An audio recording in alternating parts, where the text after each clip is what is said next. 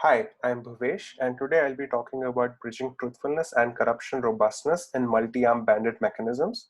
This is joint work with Jacob Abernethy and Yunglung Xu at Georgia Tech and Theodoros Likourous at Microsoft Research.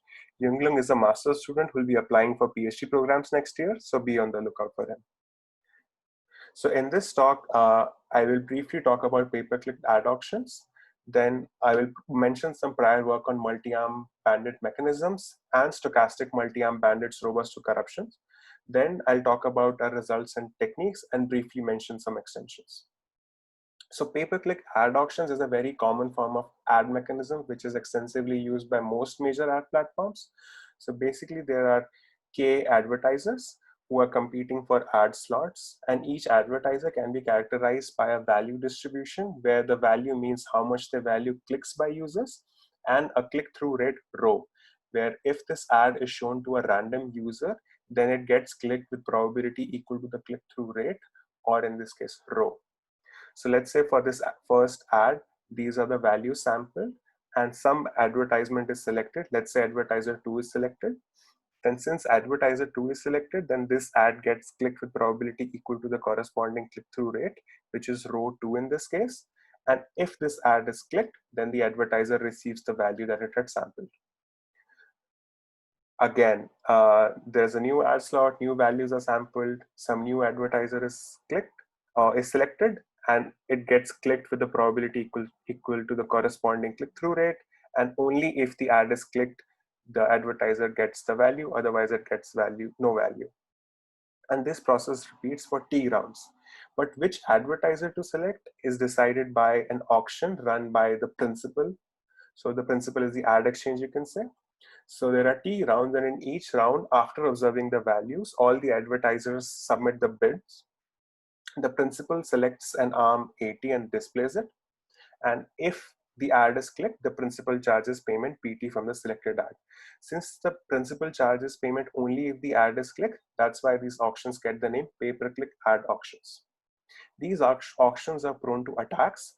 First, since it's a mechanism, it's prone to the very obvious attacks that bidders can misreport their value, which we know as non-truthfulness.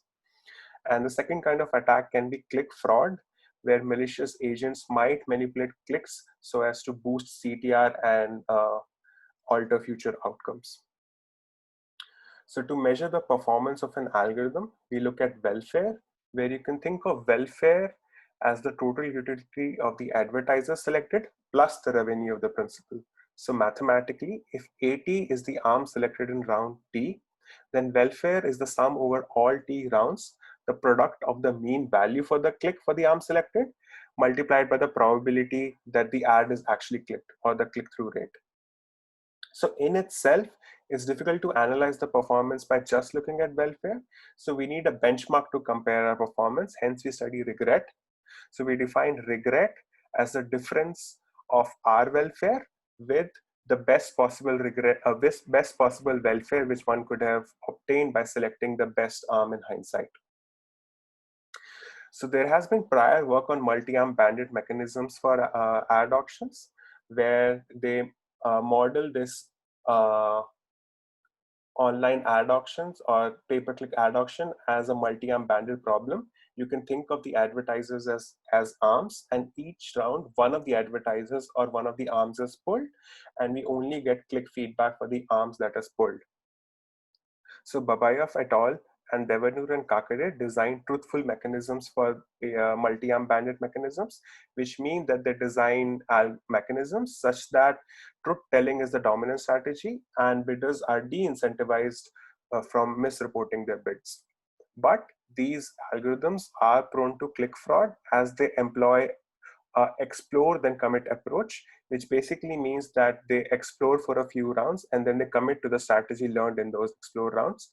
And if there is corruption, then the adversary can just corrupt the explore rounds and the result might become meaningless. On the other hand, there has been a line of work on multi-arm bandits robust to adversarial corruption. So Likourous et al. And Gupta et al. Designed stochastic multi-arm bandit algorithms, not mechanisms, which are robust to adversarial corruptions in the reward. So these algorithms can be used to prevent against click fraud, But these algorithms are prone to strategic manipulation by these advertisers, as multi-arm bandit mechanisms generally rely on exploration separation to ensure truthfulness. And by exploration separation, I mean that if in any round, if the principal is going to learn about the bidders, then the allocation and the payment in those rounds cannot be dependent on the bids reported by the advertisers in those rounds. And these algorithms are not inherently exploration separated. So the question we try to answer is, how can we design multi-arm bandit mechanisms that are simultaneously truthful and corruption robust? We answer this question by giving our algorithm. So for the first case, when the advertisers actually know their value and the corruption level is C, which is unknown to the principal. By the corruption level C, I mean that out of T rounds, at most C rounds are corrupted. Let C hat be the max of T raised by 1 by 3 and C, and delta be the gap between the arms. Then our mechanism achieves the following welfare regrets. So there are three key points about understanding this regret guarantee. First, this guarantee attains the lower bound of omega T raised by 3 T raised 2 raised by 3 shown in earlier work for the uncorrupted case, which means that if C is 0, then we obtain the same asymptotic guarantee as the lower bound, other than some log terms and k terms. Also, if the corruption level is less than order T raised by 1 by 3, then our asymptotic guarantee is still same as the lower bound. So basically, any corruption up to T raised by 1 by 3 has no effect. And third, if the corruption level increases, then up to order T corruption, our regret stays meaningful, which means that at no point our guarantees become vacuous. So our results, so we build upon the existing work on robust multi-arm bandit techniques, where they use multi-layering techniques to introduce corruption robustness. So we introduce an exploration separated algorithm for multi-arm bandit mechanisms. We also mix our exploration and exploitation rounds to avoid the explore then commit approach, which I earlier mentioned is prone to very easy attacks. So we introduce what we call the mules mechanism, multi-layering exploration separation, multi-arm bandit mechanisms. So first we instantiate a multi-layer setup to estimate the click-through rate of each arm. So the setup might look like this for an arm J. There are log T raised by 2 by 3 arms, or log T raised by 2 by 3 layers, and each layer is trying to estimate the true CTR rho J for that corresponding arm. So each layer will have an estimated click-through rate, and it will have a high confidence region, where by the high confidence region, I mean that our estimate lies in this region with very high probability. So for a typical round, the multi-layering setup might look like this. So where for each layer, where in round T for layer L, we'll have an estimated CTR, rho TJL, and we'll have corresponding upper confidence bounds and lower confidence bounds. You might see that the upper confidence bound and lower confidence bounds look similar to UCB terms you might have seen in stochastic multi-arm bandit algorithms such as UCB. And the reason for that is that we also use concentration bounds, and hence we get similar looking terms. So once we have set up the multi-layering setup, and there are T rounds, and for round T with probability about K log T upon T raised by 1 by 3, we decide that T is an exploration round. So what happens in an exploration round T? For each arm, the principal receives the bids. The principal randomly selects an arm AT, which is independent of the bids reported, and it's uniformly at random. It doesn't depend on anything. Then we select a layer LT, where the Lth layer is selected with probability proportional to 2 raised by minus L. So it's exponentially decreasing probability. Then we receive the click result, which could be corrupted. And then the principal charges payment 0, independent of whether there was a click or not. And then we update the empirical CTR for the arm that was selected in the layer that was selected. And in any case, any layer is proven corrupt, we reset it. I'll explain what it means to be corrupt. So pictorially, let's say this is the arm that is selected and this is the multi-layering setup. So first, we select a layer with probability proportional to 2 raised by minus L. So let's say we end up selecting layer 3. Then we get the click result. Let's say the click result is 1 in this case. So we update the selected layer. We update the CTR. So we increase the CTR in this case as the click is 1. And we shrink our confidence region as we have had more samples to estimate this value.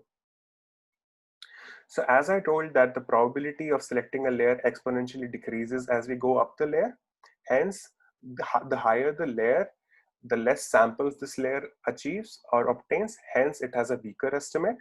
But since the subsampling probability also exponentially decreases, the layer is also more robust to corruption. So there might be a situation where a layer gets corrupt. And by corrupt, I mean that for that layer, there exists some later layer for which the layer has no overlap. So in this case, you can see that the layer 2 is corrupt because it has no overlap with layer 3. It might have overlap with other layers though. So we reset the mean for this layer and we reset the confidence region for this layer. So if T is not an exploration round, then T is an exploitation round. So what happens in an exploitation round T? For each arm, again, we receive the bids. For each arm J, we set these weights WTJ, and you can think of these weights as a proxy for the click-through rate. And these weights are set as the minimum over all layers of the UCB for the corresponding arm.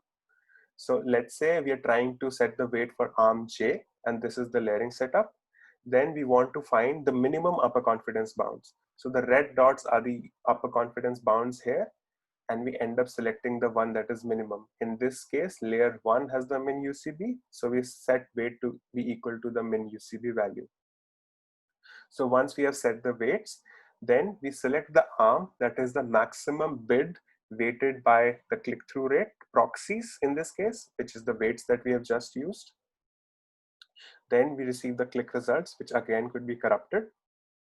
If CT is 1, which means that there was a click, then we charge payment, where the payment is the second highest bid after normalizing by the weights. So basically in exploitation round, we run a second price auction, but weighted by the weights, which are proxy for the click-through rate. So to truthfulness, since the allocation in exploration round is independent of the bids reported, since we randomly pick any arm, also the payment in exploration rounds is 0, which is also independent of the bids reported. We have exploration separation. In the exploitation round, we use a second price auction, which is truthful for any weights we use. Hence, the mechanism is truthful for any sequence of clicks over all rounds. So we have some extensions. First, we also give a similar but gap independent guarantee for revenue instead of welfare. Second, we study the setting where the advertisers also don't know their values and are also trying to learn as the rounds go by. The case where the advertisers know their value is recovered as a special case of this extension. To summarize, we give a truthful and corruption robust algorithm for multi-arm bandit mechanisms. Our algorithm attains lower bound of the no corruption case, even when the corruption is ordered T raised by 1 by 3. Our guarantees are meaningful for all unknown corruption levels. And last, our algorithm adapts to the setting where bidders are also trying to learn. Thank you.